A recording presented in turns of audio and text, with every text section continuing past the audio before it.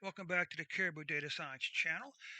Today is October 25th, 2020. I'm getting ready to run a report. This is an analysis of COVID-19 deaths by age and sex, or sex and age, depending on how you want to look at it. Uh, Among other things, we will look and see how the deaths break down by percentage for each age group. You know what percent does each age group make up of the total deaths? Okay, so let's run the report here. Well, you can see we just got a few libraries.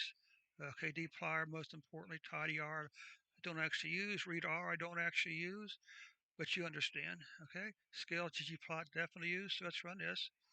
Load our libraries, load some numbers. You get a little bit of okay, look at some deaths here. Okay, pull out all ages except for not all. We we we we filter out all ages and all sex. Those are the two group totals.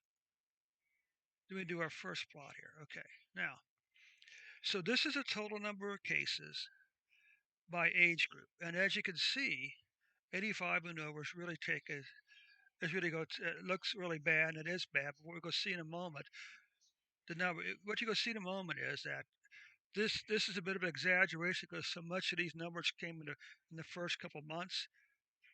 What you're going to see briefly, this is a sneak preview. You're going to see that all these age groups, the four major age groups here, are all have all been falling since mid-April. Just as a total, which could these four groups here could explain, you know, a good portion of why the total nationwide COVID-19 deaths has been falling since April 16th. So we got this here. These are cases, or these are deaths by age group. We got here now, and these are deaths by gender or by sex. Also, so this is the total female, male. Once again, you can see the top four groups here all all peaking out. Now, look at female. Females have the largest number of deaths, 85 and over, but from there on, the males have the most number of deaths. So you could say that males are overall there's more male deaths than female deaths. Let's take a look down here now. Now this is where it gets more interesting. This is where I was talking about the deaths are declining.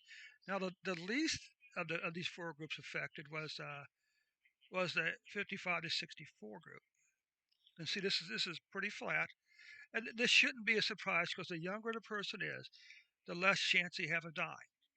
Okay, that's why it's so bad.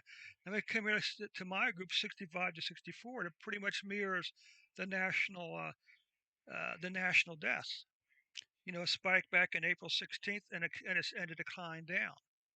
There's probably been a few days here when there was no deaths from this group. Okay, you see 75 to 85 is a little more steeper. Okay, a little higher, a little steeper, but nonetheless, it's still following the pattern, still decline. So the worst hit would overall have been the 85 and above. Okay, but you can see it's all four of these groups are both basically at the same spot now in terms of declines. And this is really good news because it appears that these age groups really made up the majority of the deaths in the first couple months.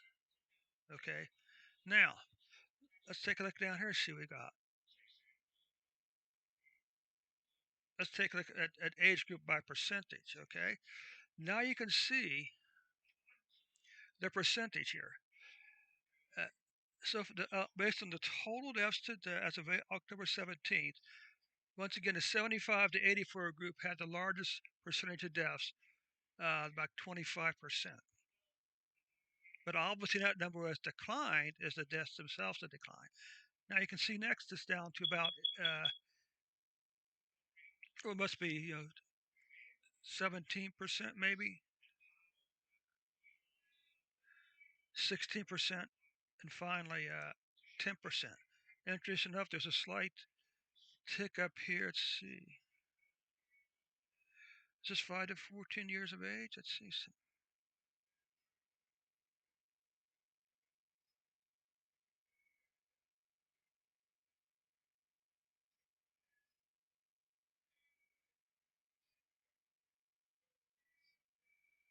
But you can see that while there is some deaths here, all these groups down here are 5% or less, which means each age group are going to have a 25%, a 95% chance of surviving the disease even without treatment.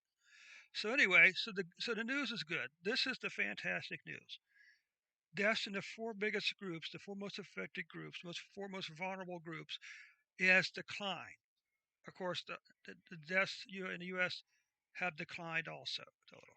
So anyway, thanks so much for your time, Dave. And if you in this group or you know someone in this group, I hope you feel a little more encouraged, a little more positive about this, and continue to wear masks and continue to encourage these four age groups to wear masks. This is where the masks are really important. Okay, the older you are, the more do you need to wear a mask. It's as simple as that because there's a clear correlation between age, and death. Okay. So anyway, thanks so much for your time today, and we'll catch you on the next report.